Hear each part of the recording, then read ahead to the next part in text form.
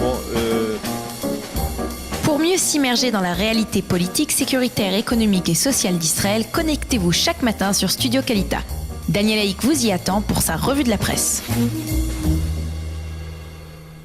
Voilà, c'est l'heure de la revue de la presse et des médias israéliens, 8h35, très exactement, 36 plus précisément. C'est l'heure de la revue de la presse et des médias, une revue que nous allons débuter par la manchette du Israël Hayom, qui est sans conteste possible aujourd'hui la plus intéressante en ce dimanche matin. Le quotidien gratuit révèle que l'Union européenne a décidé de financer un projet visant à traduire des soldats et des officiers de Tsahal devant la justice internationale. Il s'agit d'un projet qui est monté conjointement par les ONG israéliennes les plus anti-sionistes, comme Yesh Din, les médecins pour les droits de l'homme et enfin les tristement célèbres militants de Shovrim Shtika Breaking the Silence. Il s'agit là d'une révélation faite en premier par NGO Monitor, l'organisation israélienne qui se charge de suivre l'action nocive, on va dire, de ces ONG anti-israéliennes et d'autres encore. NGO Monitor avait déjà révélé il y a quelques semaines que l'Union européenne continue à financer des ONG qui œuvraient en faveur du boycott contre l'État d'Israël, et donc apparemment cette fois il s'agit d'un palier de plus franchi dans la haine anti-israélienne. NGO Monitor explique que l'argument choc avancé par les Européens est que la justice israélienne ne s'occupe pas comme elle le devrait d'atteintes faites à des Palestiniens par l'État d'Israël, et elle disculpe totalement les soldats israéliens dans leur comportement face aux Palestiniens.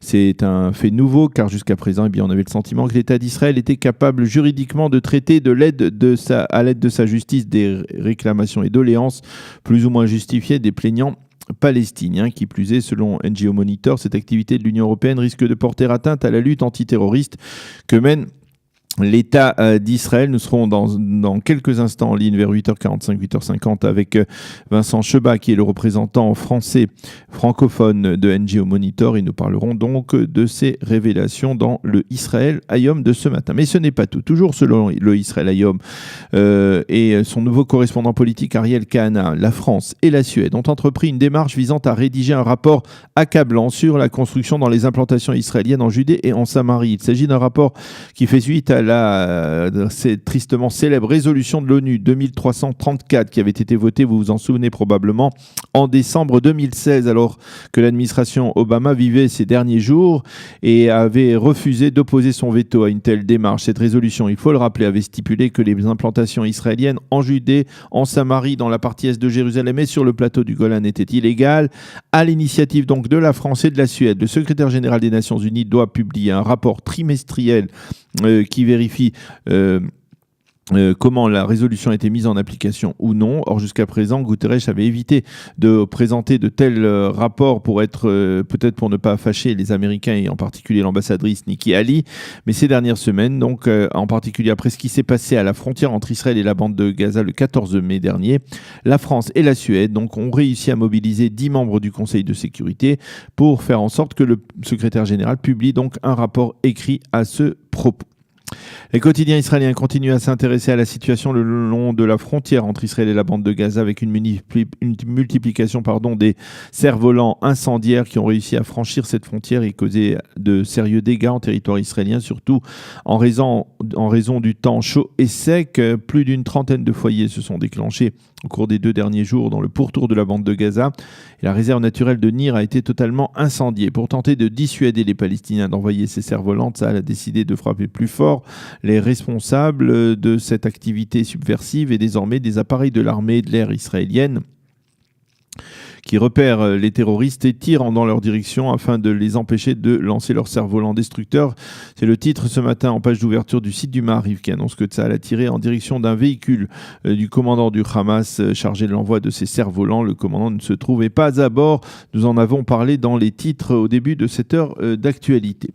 Le Yediot Aharonot, lui, reste égal à lui-même et il consacre une double page ce matin, en page 4 et 5, à ses dossiers anti-Netanyahou. Il affirme, le journal, par exemple, que le tweet de soutien du Premier ministre israélien au président Trump à propos de la barrière de sécurité adressée entre les États-Unis et le Mexique. Ce tweet, il s'agit d'une affaire qui remonte à près d'un an, a été rédigé par Yair Netanyahou, le fils du Premier ministre, comme d'autres tweets qui se rapportaient par exemple à l'affaire des portiques électriques sur le mont du Temple et à l'affaire de l'agent de sécurité de l'ambassade d'Israël à Amman en Jordanie qui avait tué 2 citoyens jordaniens. Ce tweet lié aux relations entre les États-Unis et le Mexique aurait été rédigé contre l'avis des proches conseillers du Premier ministre, selon donc bien entendu le Yediot Ahronot. Yair Netanyahou a formellement démenti avoir rédigé un tel tweet.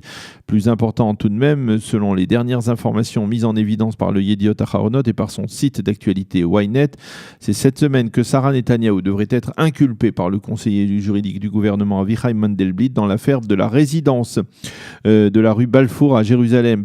La décision définitive n'a pas encore été prise, mais elle devrait l'être d'ici la fin de la semaine par le conseiller juridique du gouvernement et par le procureur de l'État Shai Nitzan. Sarah Netanyahou pourrait être inculpée de fraude avec circonstances aggravantes et d'abus de confiance pour avoir commandé entre 2010 et 2013 des repas de gourmets à la résidence du Premier ministre pour des sommes s'élevant à plusieurs centaines de milliers de shekels, alors qu'elle pouvait bénéficier des services de cuisiniers ou cuisinières qui étaient employés pour faire des repas donc dans l'enceinte de cette résidence. Enfin, dans le dossier 4000 de Bezek, le Yediot Ahronot cite des déclarations faites par Shaul Alovitz, l'ex-patron de Bezek, qui avait protesté auprès du directeur du site du site d'information Walla, parce que ce dernier avait donné la parole dans son site à Tzipi Livni, alors que celle-ci est connue pour son opposition virulente à Binyamin Netanyahou. Je n'ai pas de compte à rendre à Livni, avait affirmé Shaul Alovitz, donc au directeur du site Walla, sous-entendu,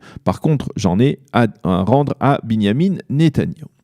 Le Makor Rishon nous révèle dans son édition du Shabbat, que nous n'avions pas reçu à temps vendredi, que les autorités du Waqf musulman profitaient de l'interdiction d'accès sur le mont du Temple la semaine dernière aux fidèles juifs en raison de la fin du Ramadan et du début de l'Aïd el-Fitr pour déblayer des centaines de kilos de débris qui étaient restés sur la zone du mont du Temple depuis la fin du siècle précédent, c'est-à-dire depuis 1999, lorsque le Waqf avait aménagé ce qui était historiquement connu comme les écuries du roi Salomon. Il s'agit de débris qui ont, selon les archéologues israéliens, une valeur archéologique importante. Une partie de ces débris avait été extraits de la zone du mont du Temple par le Waqf à l'époque, et ils avaient ensuite été triés par des volontaires israéliens sous la conduite d'archéologues, ce qui avait permis d'ailleurs de découvrir plusieurs pièces d'une valeur importante. Le Yediot Ahronot consacre sa manchette ce matin à un dossier douloureux, mais à l'ordre du jour social d'Israël, celui des Gananot, les jardinières d'enfants, qui, certaines le font actes de violence diverses contre les petits-enfants dont elles ont la responsabilité. Ce dossier intervient après le décès de la petite Yasmine Vinta dans le Gan où ses parents l'avaient inscrite.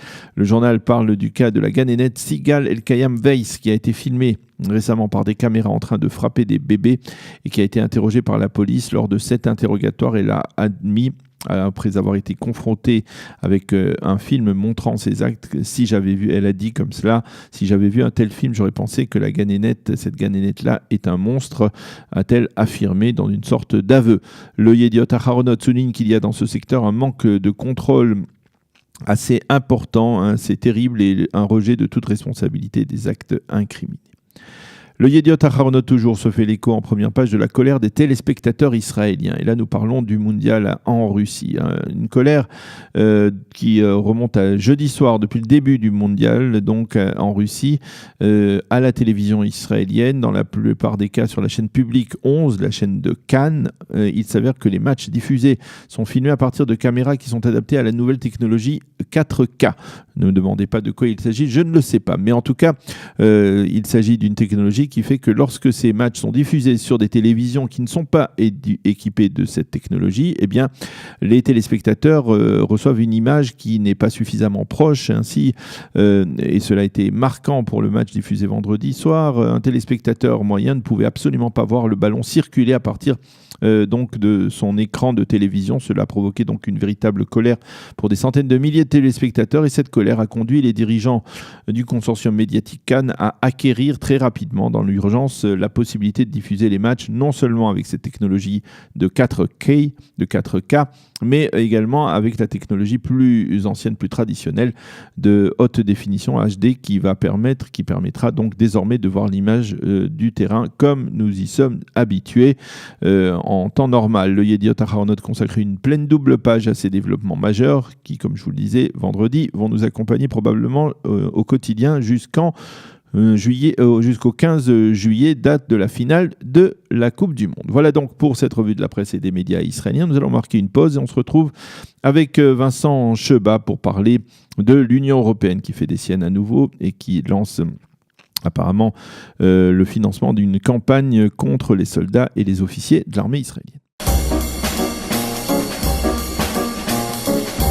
Pour mieux s'immerger dans la réalité politique, sécuritaire, économique et sociale d'Israël, connectez-vous chaque matin sur Studio Kalita.